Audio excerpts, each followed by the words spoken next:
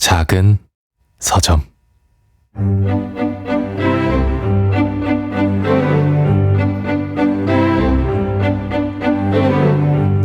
안녕하세요.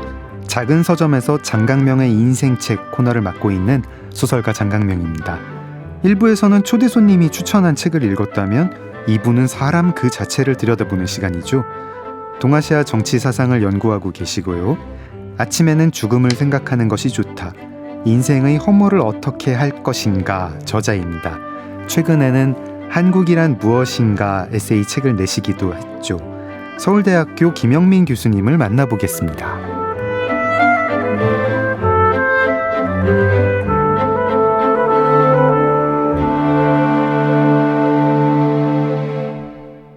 네, 교수님 어서 오세요. 네, 안녕하세요.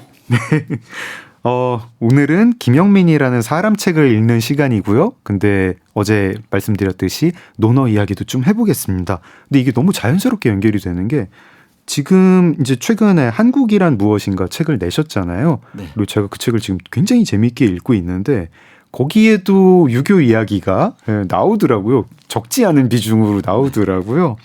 한국이란 무엇인가는 이제 뭐 한국의 과거, 한국의 현재, 한국의 미래 이렇게 3부로 구성된 뭐 에세이집, 칼럼집인데 여기에 제가 진짜 두 편의 글을 너무 포복절도하면서 읽었습니다. 그게 바로 공자와 논어와 관련이 있는 편인데 제목이 그 글의 제목이 한 편은 한국의 유사 종교 유교랜드라는 제목이고 또 한편 제목은 한국의 노비랜드라는 그런 글입니다.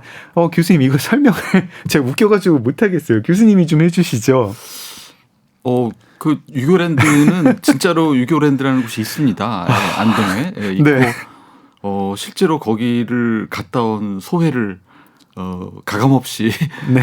적었는데 그렇게 가감없이 적는 것만으로도 어쨌든 장 선생님을 웃게 하는데 저 말고도 굉장히 그 글 읽으면서 웃은 분들이 제가 많으시더라고요. 특별히 무슨 뭐 없는 얘기를 한 건 아니고 진짜 있는 그대로 그렇게 적은 거고요.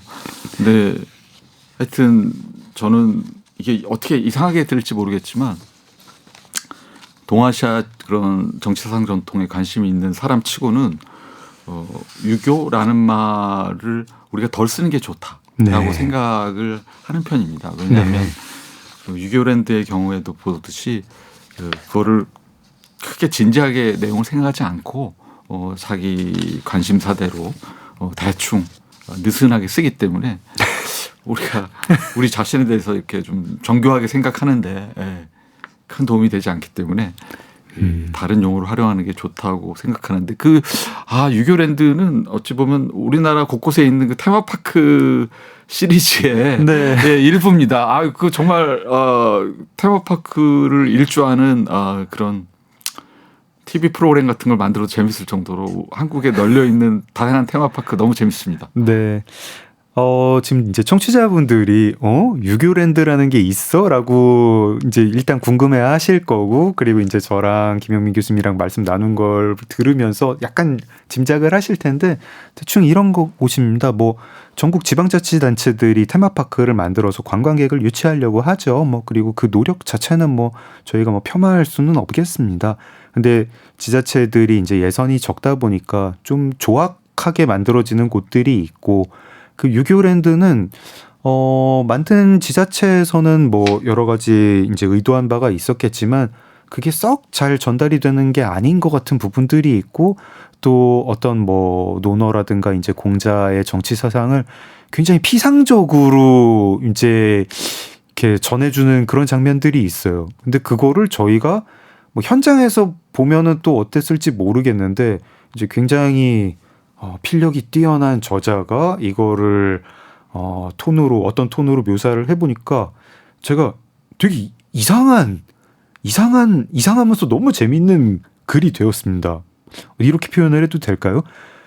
되게 유머러스한데 그로테스크한 글이 되었습니다. 이걸 아마 읽어보셔야 뭔가 저희 대화를 함께 하실 텐데 네. 읽지 않고 참. 근데 이참에 드리고 싶은 얘기는 네. 저는 테마파크에 반대하지는 않습니다. 예. 네. 그러니까 지자체에서 하는 테마파크나 아니면 각 지역 축제들 네.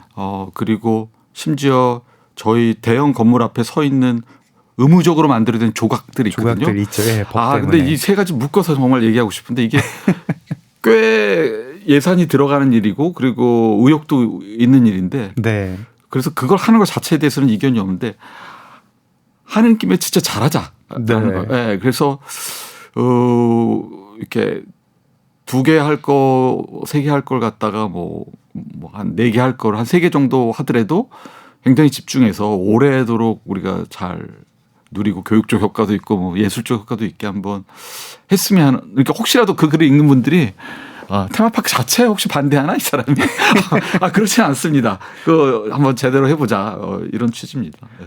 공공 영역에서 해야 되는 일 같아요. 저희가 이제 뭐 공공 미술도 그렇고 뭐 어떤 뭐 전시 공간도 그렇고 그런 게 이제 뭐 입장료를 안 내고 혹은 저렴하게 지자체나 뭐 이런 데서 운영하는 곳에 접근할 수 있는 것이 있으니까요. 그러면 좋은데 이런 테마파크건 뭐 공공 건축물이건 일단 뭐 관청이 하다 보면 여러 가지 심의를 거쳐야 되고 뭐 안전도 그렇고 약간 뭐 일부에서 이제 어떤 이유로 뭐 거부감을 느끼시는 분들도 설득을 하고 그러다 보면은 점점 모근한 부분이 부드러워지다 보니까 이게 저희가 미술관에서 기대하는 혹은 뭐 어떤 책이나 뭐 사설 전시관에서 기대하는 그런 뾰족한 날카로운 흥미로운 뭐 이런 요소는 많이 없어지게 되더라고요.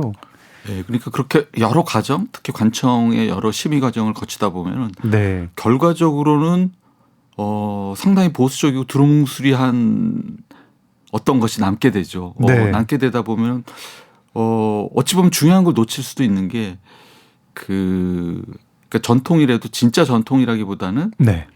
여러 가지 필요에 의해서 갑자기 발명된 전통이 네. 남게 되고 그리고 지금 해외에서는 꽤나 트렌드가 된 이 연구 분야인데 네. 무지학이라는 게 있습니다. 무지학. 무지학이요? 네. 보통 우리가 뭘 연구한다 그러면 어떤 지식을 추구하잖아요. 네네네. 근데 그 무지학이라는 분야의 기본 전제는 뭐냐면 각 시대와 사회에는 사실은 무지 상태로 만들어 놓고 싶은 그런 영역이 늘 존재한다는 거죠.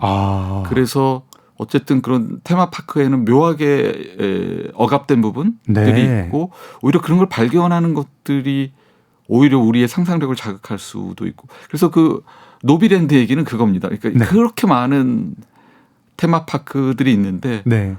진짜 중요한 노비랜드는 없다.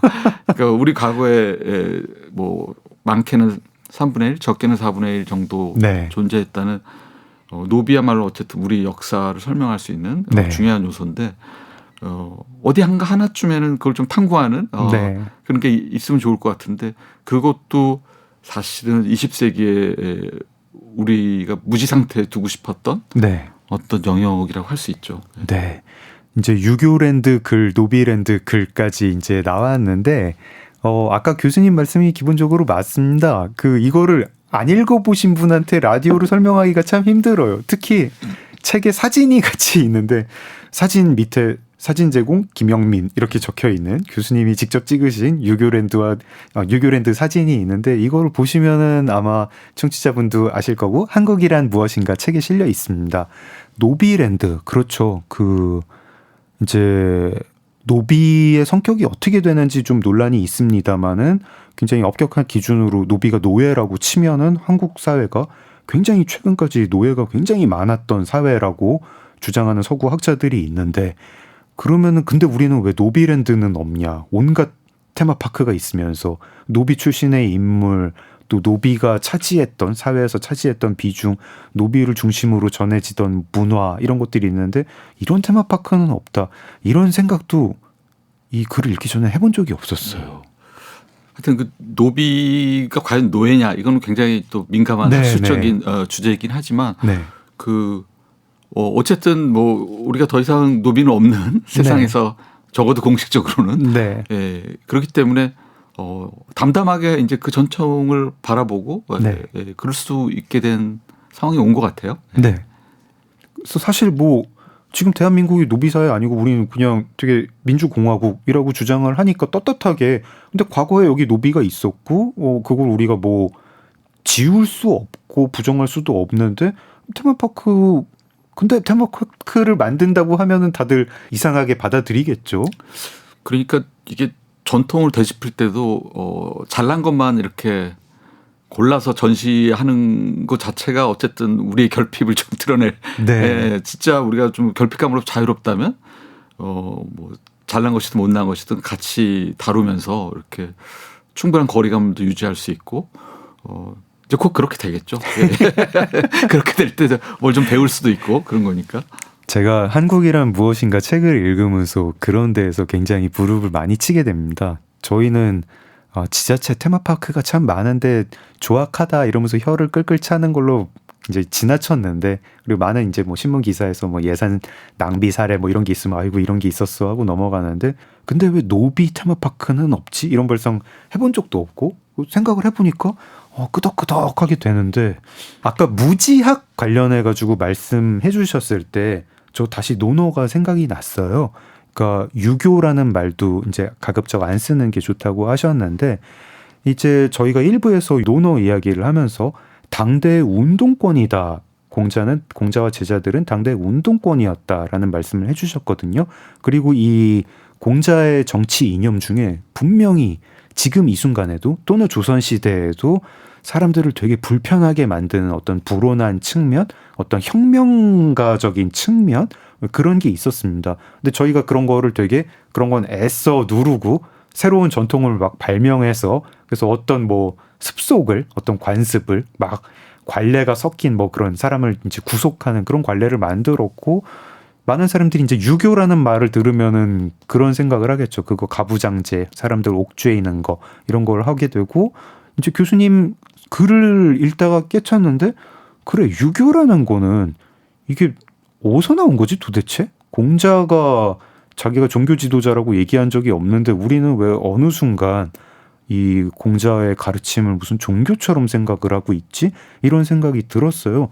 어제 원래 이제 일부에서 논어 이야기를 하면서도 얘기를 여쭙고 싶었는데, 지금 한번 여쭤봅니다. 유교 어떻게 돼야 됩니까, 저희가? 일단 그 유교가 무엇이든 공자는 그걸 몰랐던 사람이죠. 예. 그렇죠. 예, 네. 예, 유교라는 게 생겨나기 이전의 사람인 거고. 근데 뭐 중요한 거는 유교라는 말 자체가 시대마다 다 다른 뜻이었다는 거. 예. 그리고 현재도 굉장히 달리 쓰고 있다는 거. 네. 근데 그렇게 느슨하게 쓰이는 말은 너무 남용하면 우리가 정확한 의미를 담기 어렵고. 네. 근데 그 유교라고 할 때 그 유자라는 말만 해도 네. 우리가 불교할 때 불자 혹은 뭐 묵가할 때 뭐 묵자 뭐 이런 그런 단어보다 훨씬 넓은 의미에 어찌 보면 거의 뭐 식자층 일반 정도를 의미하는 그런 느슨한 말이었기 때문에 네.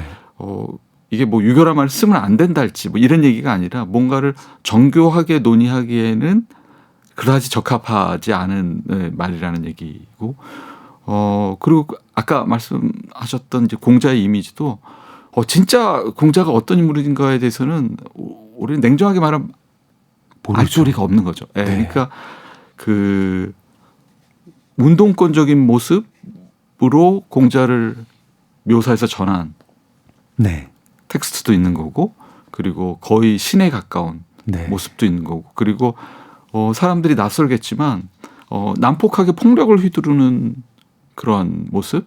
뭐 누구의 무릎을 뭐 지팡이로 쳤다 뭐 이런 얘기가 나오죠. 아니, 그러니까 훨씬 더 이렇게 춤을 잘못 췄다는 이유로 그 무용수들의 목을 일제히 날려버려라 뭐 이렇게 얘기한 모습들. 그런 모습도 있습니다.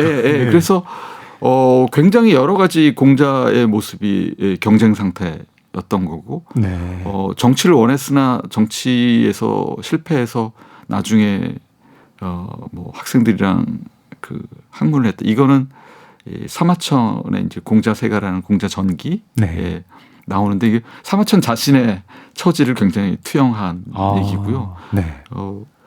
그러니까 논어 못지않게 읽어보시면 좋을 것 같은 게 사마천 사기의 공자세가죠. 거기 보면은 그 당시까지 내려오던 공자의 굉장히 다양한 모습들이 이것저것 편린들이 실려 있고, 그 중에는 아까 말씀드렸듯이 굉장히 폭력적으로 보이는 공자의 모습. 그 사람 좀 춤 좀 이상하게 췄다고 저렇게까지 할 수 있나 싶은 그런 모습도 실려 있습니다. 그래서 아주 냉정하게 얘기하자면 우리는 정말 잘 알 수 없고 네. 공자의 모습에 대해서. 근데 어쨌든 논어라는 것이 우리한테 꼭 읽어야 되는 책으로 자리 잡으면서 네. 그 논어 내부에서 전하는 모습이 거의 공자의 모습을 대표하게끔 네. 그렇게 된 것이죠. 근데 유교는 정확히 어떻게 이렇게 이제 한국 사회에 이렇게 영향을 미치게 된 건가요? 조선 때 어떻게 이렇게 무슨 그게 종교처럼 그렇게 만들어진 건가요? 그러니까 무엇이든지 이게 사실은 거기에 대해서 깊이 생각하지 않다가 갑자기 거대한 위기, 위협들이 생기면은 우리가 누구였지, 뭐였지 이런 질문을 그렇죠. 던지고 새로 정리를 하죠. 그래서 우리가 지금 굉장히 익숙한 유교의 모습은 19세기 후반, 20세기 초를 거치면서 네. 그 서양 문명을 뭐 그 전에도 받아들였지만 네. 보다 적극적으로 받아들이면서 과거를 어떻게든 요약 정리를 해야겠다라는 욕망, 네. 의 산물이죠. 그 산물이고 그 전에는 뭐 선교사들이 카톨릭 선교사들이 왔을 때 우리랑 다른 저건 뭐지 하는 과정에서 또 유교의 모습이 정리된 적이 있고 네. 그리고 아까 말한 뭐 한나라 때 같은 경우는 이것저것 전해 내려오는 텍스트를 한번 정리하는 과정에서 또 뭔가 정리되고 그러니까 이런 계기들이 계속 있기 때문에 네. 간단하게 대답할 수 없는 질문이기도 하고 마찬가지 이유에서 누가 함부로 유교가 어떻다 저렇다 뭐 몇 마디로 정리하는 사람이 있다면 네. 제가 권하는 거는 의심할 필요가 있다. 알겠습니다. 작은 서점 장강명의 인생책.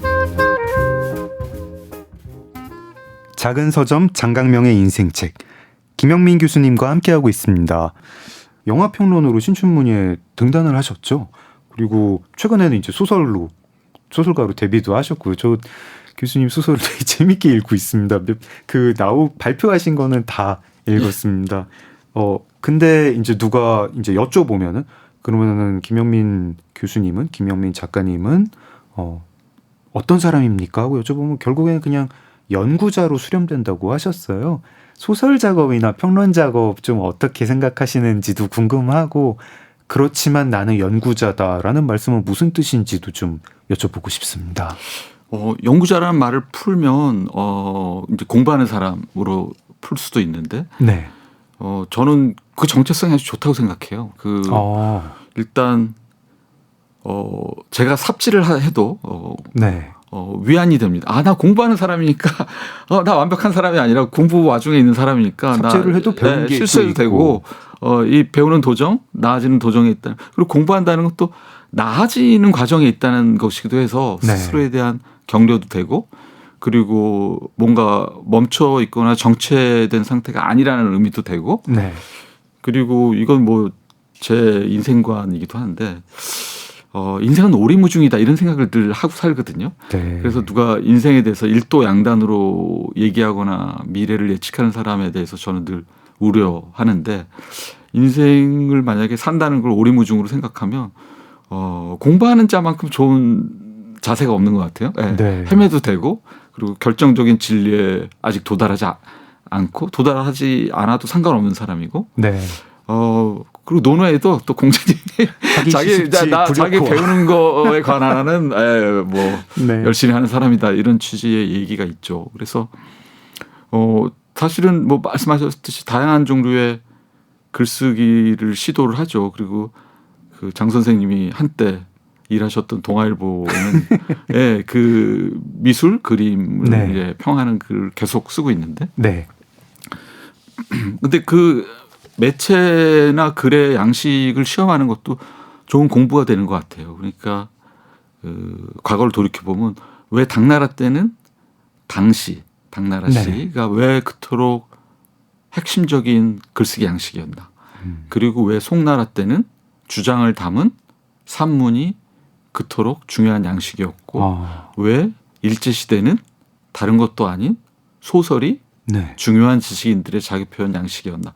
이런 것들이 저는 굉장히 중요한 질문들이고 오늘날 무엇인가 생각을 표현할 때는 도대체 어떤 양식이 어떤 글쓰기가 좋은가 이거 자체도 너무 중요한 공부의 저 주제이라서 네. 개인적으로는 여러 가지 글쓰기를 실험해 보는 것도 굉장히 좋은 공부의 체험입니다. 저는 그 이제 옆편과 단편 중간에 그 형식이 사실 또 탐구가 별로 안 되는 건데 거기 이제 교수님이 써주시는 그 소설들 너무 좋아합니다. 계속 기다리고 있겠습니다. 네. 진심이라고 생각하겠습니다. 진심입니다. 그 이제 쓰시는 그 소설도 그 이제 그 좀 독특한 내용이라 가지고 그 얘기도 굉장히 하고 싶은데 지금은 그거보다 시간을 도대체 어떻게 관리하시나요? 저희는 이제 게스트 오실 때마다 여쭤보는 질문이 하루 일과 아니면은 뭐 하루는 아니라도 뭐 주나 월 단위로 반복하는 그런 일과 여쭤보거든요. 그러면서 되게 팁을 많이 얻는데 교수님 하루 일과 어떻게 되십니까? 그런 질문을 전에도 누군가가 한번 제기한 적이 있었는데 일단 하루 일과를 논하기 앞서서 보통 한국의 중년 남성들이 할 거라고 예상되는 많은 활동을 하지 않습니다. 그게 일단 시간을 관리하는 중에 하나. 뭐 골프를 치지 않고, 네. 그리고 그 회식을 즐기지 않고, 동문회 같은 것도 안 하고, 그리고 술을 뭐 그 꼭 해야 되면 약간 하는 정도고 이렇게 술자리 자체를 그 습관적으로 갖거나 그러지 않고, 뭐 운전도 하지 않고, 뭐 굉장히 다양한 면에서 일단 안 하는 게 있는 거죠. 뭘 하기 위해서 안 하는 것들이 있는 거고. 하루의 루틴을 얘기하자면 저는 굉장히 루틴을 지키는 걸 중요시하는데 그게 이제 에너지가 넘치지 않는 사람한테는 너무 중요하기 때문에 아침에 일어나면은 아주 오랫동안 제가 해온 일이 있습니다. 일단 저 정도 나이가 되면 스트레칭이 없이는 하루 시작할 수 없습니다. 스트레칭. 네. 오랫동안 해온 스트레칭을 하고 그리고 또 역시 오랫동안 해온 아침밥 차리기가 있는데 그 달걀 삶기의 달인이라고 저는 늘 스스로 평가합니다. 네. 또 이게 달걀을 어떻게 삶아야 되는가에 대해서 길게 얘기할 수 있는데 반숙 완숙 뭐 이런 차원이 아닌가요? 이게 달걀이라는 게 예술. 정확히 자기가 먹고 싶은 상태의 달걀을 먹기 위해서는 그 뭐 불의 세기 그리고 시간 그리고 달걀의 크기 등 아주 종합적인 고려에 의해서 어떤 예술 작품을 만들어내는 것 같은 집중력과 직관력이 필요합니다. 제가 과학 논문이 하나 나온 건 봤습니다. 달걀 삶기에 대해서. 근데 제가 궁극적으로는 그건 또 과학으로서 100% 해소될 수 없는 예술의 영역이 있는 거예요. 그렇군요. 직관에 의존할 수밖에 없는. 요거는 회색인을 가지고 이야기할 때 또 이렇게 번외편으로 한번 꼭 여쭤봐야겠군요. 달걀을 그래서 삶으시고 아침을 먹고 그러니까 꼭 필요한 루틴을 하고 오전에 씁니다. 오전에 쓰고 이게 뭐 100% 지켜지는 건 아닌데 그리고 오후에 읽고 그리고 저녁 때 봅니다. 본다는 거 뭐 영화가 됐든 뭐 OTT가 됐든 뭐 드라마가 됐든 요 순서고 요 순서가 되는 거는 그 기본적으로 집중력과 에너지의 배분이라면서 효율적이고 쓰는 게 가장 집중력을 필요로 하는 거고 이제 보는 거는 조금 후순위 그리고 특히 낮으니까요. 이제 잘 시간이 가까울수록 보는 것 중에서도 좀 덜 자극적인 거. 그런 면에서는 참 일드가 좋은 것 같아요. 왜냐하면 잔잔하죠. 에너지가 넘칠 때 보면은 화가 날 정도로 잔잔해서. 근데 이제 자기 전에 보기에는 아주 적절한. 그래서 대체적인 루틴은 그렇죠.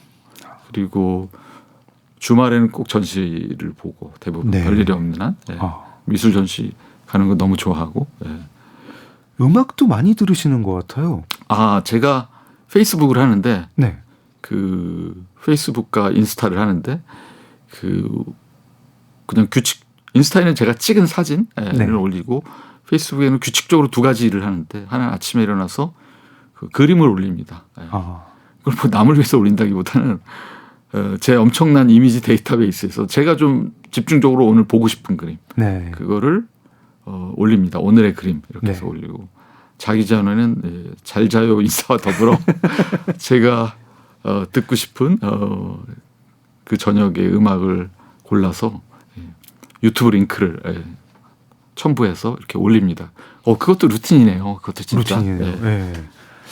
그쵸. 사실 뭐 이렇게 막 술자리에 막 가고 막 왁자지껄한 자리 가는 것보다 오늘의 그림, 오늘의 곡 이게 저는 뭐 다른 분들은 어떨지 모르겠지만 저는 이제 남은 이제 저한테 주어진 시간들을 그렇게 좀 보내고 싶습니다. 예. 그러기에도 너무 짧지 않나요? 그러니까 자기가 그렇죠. 좋아하는 사람, 마음이 네. 잘 맞는 사람, 뭐 좋아하는 거 보고 살기도 너무 사실은 짧은 인생이니까. 네.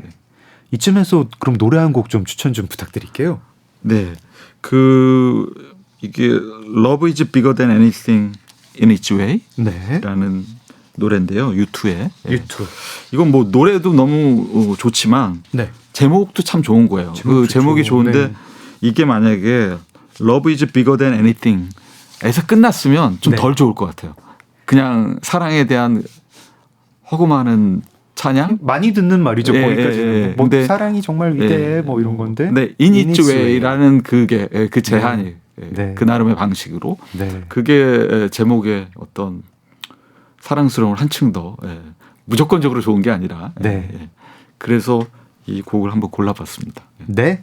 U2의 노래 듣겠습니다. Love is bigger than anything in its way. 작은 서점 장강명의 인생책. 김영민 교수님과 함께하고 있습니다.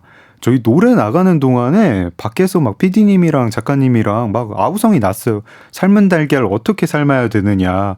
사실 저도 노래 나가는 사이에 김영민 교수님한테 여쭤봤거든요. 뭐 김영민 교수님이 그거 뭐 약간 이렇게 좀 대답을 꺼리셔가지고 뭐 그냥 그럼 삶은 달걀 요즘 이제 파는 기계들 계란 삶기 전용 기계들 쓰시느냐 했더니 굉장히 무슨 그런 하찮은 막 그런 예의가 아닌 그런 도구를 쓰느냐는 그런 표정으로 안 쓰신다고 하셨고 제가 가스레인지를 쓰느냐 아니면 인덕션을 쓰시느냐 하니까 인덕션을 쓰신다고 하셨고 다음에 회색인을 이야기할 때 말씀을 좀 비법을 나눠주시겠다 하셨습니다.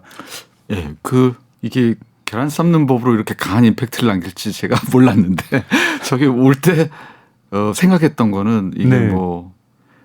흥미로운 얘기를 한 손님 혹은 뭐 계란 삶기를 전수한 손님 이런 거보다는 다른 출연자보다 훨씬 더 좋은 노래를 선택해주고 간 손님으로 남고 싶은 게 제 소망이었는데 저 사람은 노래 진짜 잘 골랐어. 이게 제가 남기고 싶었던 인상이었는데 뜻대로 안 되는군요. 네. 아마 이제 이게 방송이 다 끝나고 나면 모든 사람의 뇌리 속에는 삶을 달걀 달걀 삶는 비법을 안 전수해주고 가신 그런 분. 저는 약간 무슨 느낌이냐면 이렇게 공자의 제자가 된 느낌이에요. 뭐 이렇게 삶은 달걀 하는 법을 여쭙자. 달걀 먹는 것도 모르는데 어찌 삶는 걸 논하겠느냐. 뭐 괴력난신을 논하지 말라. 뭐 이런 느낌으로. 논어에 보면 그 제자들이 선생님이 우리한테 모든 걸 얘기해 주시지 않는다라는 안달 같은 게 많이 나와 있습니다. 물론 장 선생님이 제 제자라는 얘기는 아니지만 그런 부분이 있습니다. 제가 안회나 무슨 자로가 된 느낌으로 제 본연의 진행을 계속하도록 하겠습니다. 다음번에 회색인 할 때는 꼭 설명해 주셔야 돼요, 교수님. 예, 또 부르신다는 말씀이네요. 네. 내향적인 분이라고 스스로 설명하시고 좀 전에도 뭐 술자리 같은데 좀 피하신다, 골프 안 치신다 하셨죠. 그러면서 혼자력이라는 게 있다고 말씀을 하셨습니다. 혼자력 단어를 들으면 알 것 같은 단어인데 네, 설명해 주십시오. 장 선생님은 뭐 MBTI 해보셨어요? 네. 뭐 I인가 E인가? I입니다. I고 네, 굉장히 I고요. 네. 예. 제가 어디 이렇게 혹시 강연 같은 거 할 때 이렇게 물어볼 때가 있거든요. 네. 한번 손 들어보라 그럴 때도 있어요. 내향형 손 들어보라 그러면 네. 보통 내향형이 청중에 외향형보다 조금 더 많더라고요. 뭐 네. 통계적으로 그렇다고 하더라고요. 네. 근데 저는 그 사람들 다 외향형이라고 생각합니다. 예. 왜요? 왜냐하면 진정한 내향인은 MBTI 같은 거 하지 않습니다.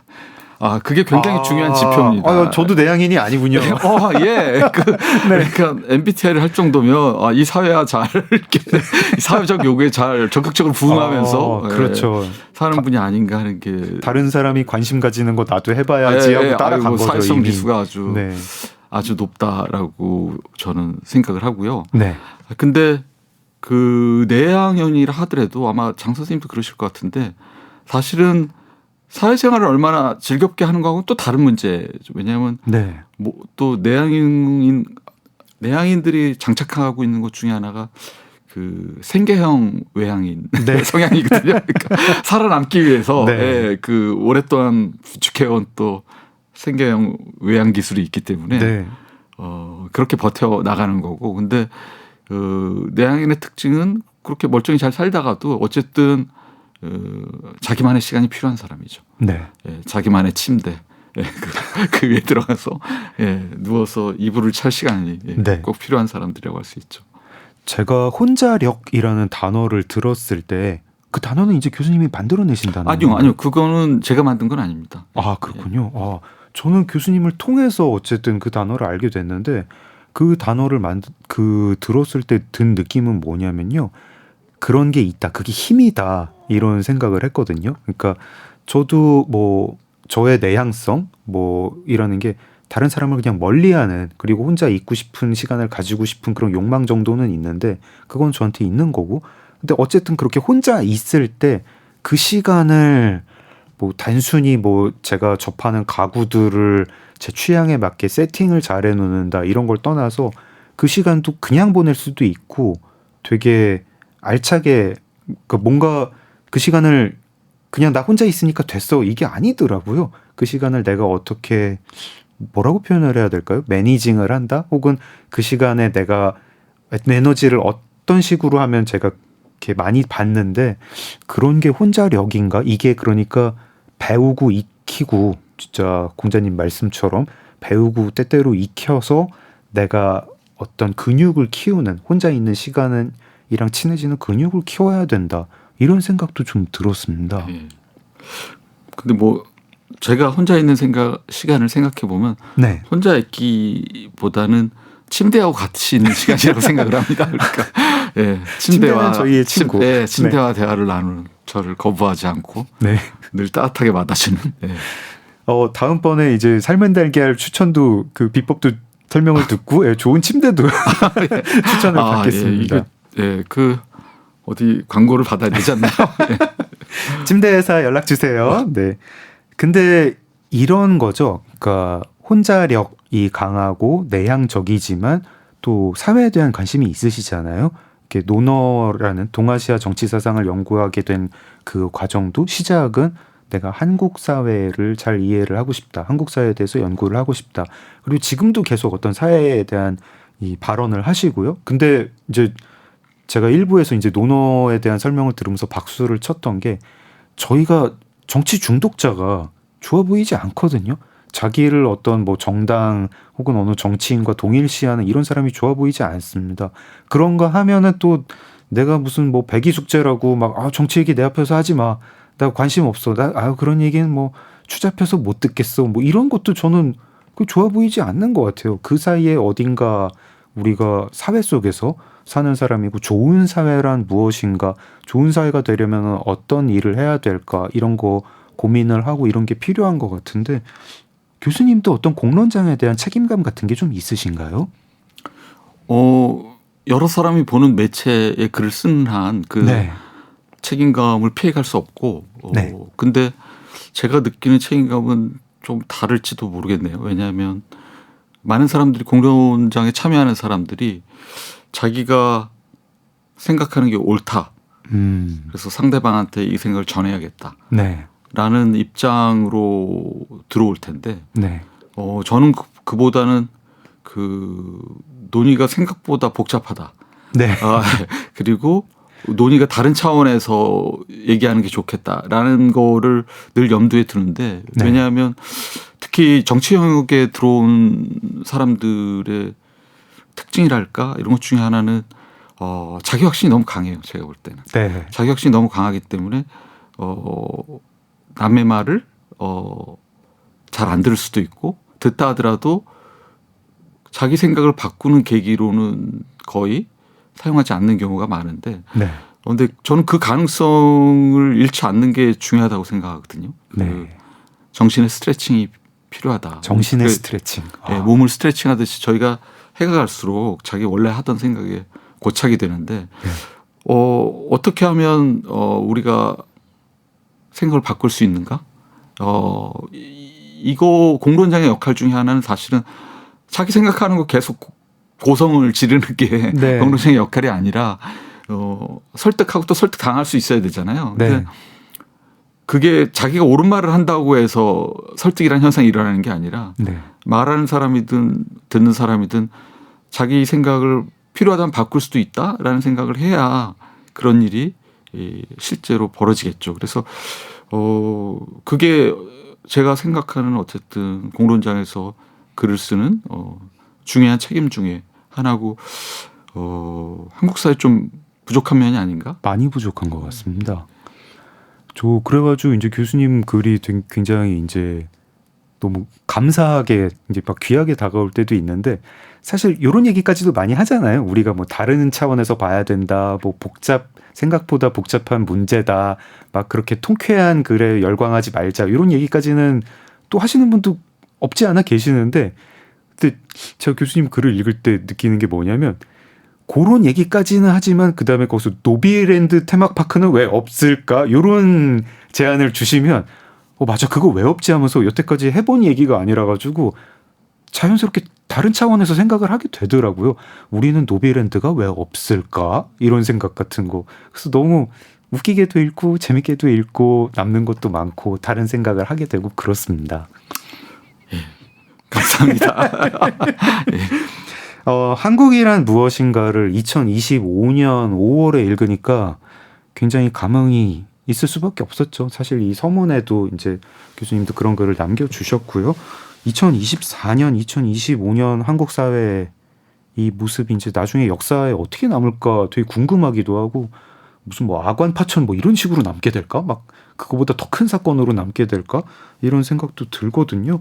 교수님은 이 책 프롤로그에서는 한국을 다시 생각할 때라고 말씀을 하셨고요. 이제 한국을 이해할 언어를 새롭게 발명할 때 이런 말씀도 주셨어요.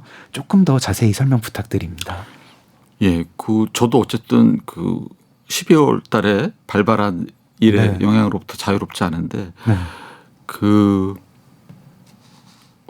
당연히 지금 법에 의해서 네.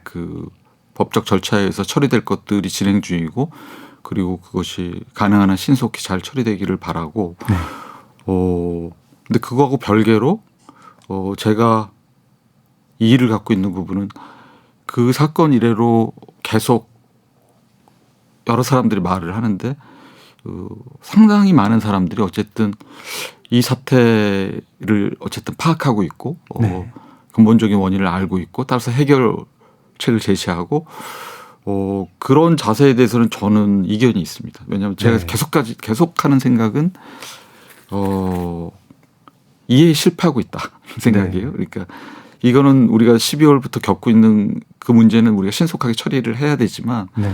그런 일들이 발생할 수 있게끔 만드는 어떤 더 큰 문제들의 일부라고 저는 생각을 하고 네. 그걸 깊이 탐구하지 않으면은 사실은 다른 형태로 네. 문제가 얼마든지 빈발할 수 있는 거기고 그리고 많은 사람들이 놀랐듯이 지금까지 우리가 사는 사회를 충분히 이해하고 있었나?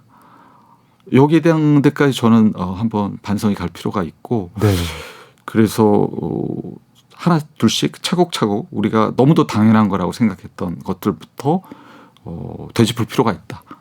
뭐 우리가 지금 투표율이 다가오니까 투표 얘기를 한번 해보죠. 그러면 네. 우리한테 익숙한 한국 사회 이해 방식 중에 하나는 세계에 자랑할 수 있는 경제 발전을 이뤘고 세계에 자랑할 수 있는 민주주의 네. 둘 다 굉장히 급속도로 네. 실현한 걸 우리가 세계적인 자랑이잖아요. 근데 한편으로는 늘 빨리 하면 안 되는 거 아니었어? 그런 생각을 아니 뭐 일단 다이어트를 1년에 걸쳐서 해야 되는 건데 네. 그걸 일주일에 하면은 그게 반드시 성취이기만 할까? 그런 생각을 안 할 수가 없고 네. 물론 이제 성취면도 분명히 존재하지만 그러면 하나씩 다시 되짚어보자라고 생각하는 거죠. 우리가 민주주의 중요한 지표로 얘기되는 게 투표장에 가는 거, 네. 선거하는 건데 진짜 냉정하게 따져보면은 선거를 한다는 것 자체가 100% 민주주의라고 할 수는 없어요. 네. 왜냐하면은 누구 잘난 사람 뽑는다는 것 자체가 일단 인간의 평등 감각에 평등 감각에 저해가 되죠. 네. 그래서 물론 현대 사회에서 여러 가지 이유에서 선거가 민주적인 과정이지만 아주 무비판적으로 그걸 민주주의라고 바로 등치시키기에는 여지가 있고 누구를 뽑느냐, 어떤 사람을 뽑기를 원하느냐. 예컨대 우리가 왕을 뽑는다 그랬을 때 왕을 선거로 뽑는다. 그걸 민주주의라고 할 수 있을까요? 예컨대 뭐 유럽의 신성 로마 제국 황제 선거로 뽑았죠. 네. 그렇지만 그 민주주의랑 거리가 멀죠. 네. 그리고 뭐 술 친구를 뭐 선거로 뽑는다. 혹은 뭐 아이돌을 선거로 뽑는다. 이거 민주주의랑 거리가 있겠죠. 네. 있고 뭐 예컨대 펀드 매니저를 뽑는다. 우리가 뭐 바라는 거는 그저 우리의 재산을 불려주는 것뿐이다. 이렇게 했을 때 우리가 원래 민주주의라는 말을 떠올렸을 때 희망했던 것들이랑은 거리가 있지 않나. 그래서 이거는 그냥 하나의 사례인데요. 네. 하나하나 좀 되짚어서 지금 한국 사회를 규정하고 있는 요소들을 좀 더 정교하게 혹은 새롭게 이해를 시작을 해야 된다. 왜냐하면 저는 12월부터 이루어진 여러 사태를 이걸 우리가 쉽게 지금 이해하고 파악했다고 이렇게 설레발을 칠 때는 아니다. 물론 이 와중에도 행동해야 될 것들은 꼭 행동하고 네. 실천할 것들은 다 실천을 해야 되지만요.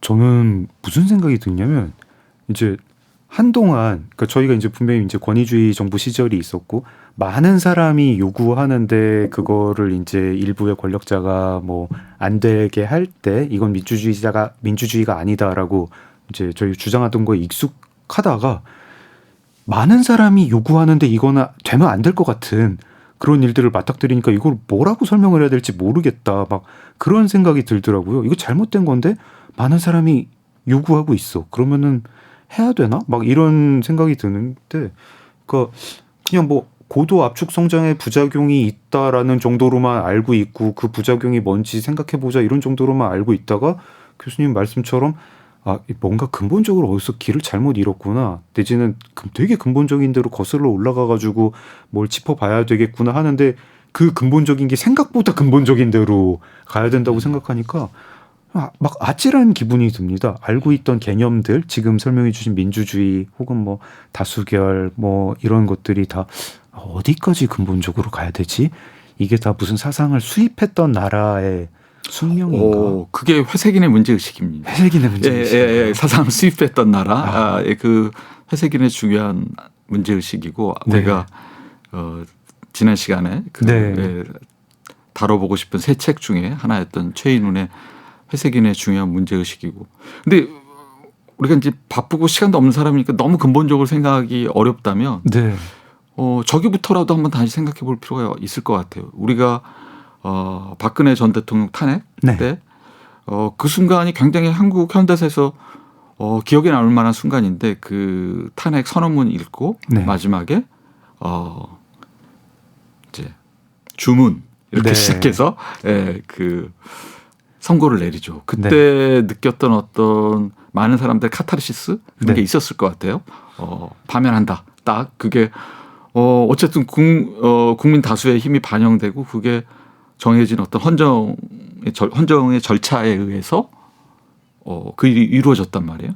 그러니까 저희가 야만인이 아니라는 걸 증명하는 거죠. 뭐 이렇게 그 굉장히 그걸 증명을 하고 그 카타르시스 상당히 잊을 수 없는데 그 이후에 전개된 한국의 모습을 보면 그 카타르시스조차 제대로 이해한 걸까라는 생각을 누구도 그 이후에 역사가 이렇게 흘러갔을 거라고 예상 못했을 거예요. 지금 생각해보니까 되게 이렇게 등골이 서늘한 게 그때 저희가 숙제를 푼 게 아니라 사실은 숙제를 받은 건데 숙제를 풀었다고 생각을 다 잘 이해하고 뭔가 해결했고 숙제 잘 해결했어. 우린 역시 숙제를 해결할 능력이 있는 사람이었어 했는데 사실은 숙제를 받은 거였고 그 숙제 아직 안 풀었고 더 무거운 숙제가 당도한 것 같습니다. 청취자 여러분 내년 혹은 내후년에 최인훈의 회색인을 이야기하면서 삶을 달걀 잘 삶는 비결 제가 꼭 그때 교수님께 여쭤보고 침대 추천도 받겠습니다. 오늘은 이렇게 이야기가 막 뭐가 재밌어질만 하니까 또 이렇게 시간이 다 차버렸어요. 그래서 교수님 이제 계획을 좀 여쭤봐야죠. 논어 관련해서 논어 프로젝트 구상 중이라고 하셨는데 요것만 짧게 여쭤보겠습니다. 그 책에 나온 설명은 논어 에세이에 이어서 논어 번역 비평, 그다음에 논어 해설, 마지막에 논어 세번역까지 하는 게 어떤 이 논어 프로젝트라고 개인적 프로젝트라고 말씀을 하셨는데 또 그런 말씀도 하시고 장기적인 목표로는 한국 정치 사상사를 쓰고 싶다 이런 말씀도 하셨습니다. 네, 그 논어는 어쨌든 고전에 대한 제 관심이고 한국 정치 사상사 혹은 한국 사상사는 어쨌든 저의 오래된 한국에 대한 관심. 네. 다행히도 논어 관련된 제 원고를 출판사에 넘겼습니다. 그런가요? 예, 넘겼고, 근데 이제 그 편집 과정이 오래되기 때문에 네. 정확히 언제 나올지는 예측할 수 없으나 원고를 넘겼고 상당한 분량을 가지고서 3권 정도로 나올 것 같습니다. 예. 그럼 번역 비평이랑 뭐 해설 세번역까지 전부 다. 어머나 너무 기대됩니다. 넘겼습니다. 그래서 네. 넘겨서 그 혹시 논어 관련돼서 제가 장강명 선생님이랑 나눴던 대화가 미진하다고 느끼시는 분들 그 책이 나오면은 읽어주십사 이렇게 부탁드리고요. 그리고 그 책이 나오면 제 입장에서는 상당히 후련한 게 야 이제 드디어 본격적으로 한국에 대해서 책을 쓸 수 있겠구나. 한국 정치사 상사는 그걸 바로 쓸 건 아니고요. 네. 그 전에 이제 구상하고 있는 여러 책들이 있습니다. 한국 네. 관련된 것들이죠 다. 그래서 한국 사상사 혹은 한국 정치 사상사는 운과 건강과 그리고 여러 가지 보이고 보이지 않는 지원들이 다 집중돼야 죽기 전에 쓸 수 있겠죠. 행운을 빌어주십시오. 그거는 너무 먼 미래일 수도 있어서. 행운을 빌기도 하고 너무 기대됩니다. 정말 기대가 되고 저는 이렇게 루틴의 힘이 이런 건가 하는 생각도 해보네요. 오전에 쓰고 오후에 읽고 저녁에 보고 요거를 꾸준히 하면 이런 커다란 프로젝트도 할 수 있는 거군요. 아직 한 건 아니고요. 하고 싶다는 겁니다. 네. 네. 다음번에 회색인 이 이야기를 할 때 어디까지 진행이 됐는지도 여쭤보고 달걀 삶는 비법도 여쭤보고 그러겠습니다. 교수님 굉장히 이렇게 더 이야기를 나누고 싶은데 정말 아쉽습니다. 마지막으로 추천곡 한 곡 더 부탁드릴게요. 그 마지막으로는 제가 스페이스 어더티라는 그 유명한 가수죠. 그 데이빗 보위의 네. 노래인데 그 제가 오늘 들려드리고 싶은 거는 데이빗 보위의 목소리로 부른 버전이 아니라 네. 영화 월터의 상상은 현실이 된다라는 아주 재밌는 영화가 있습니다. 네. 그 영화에 삽입된 버전으로 들려드리고 싶은데요. 네.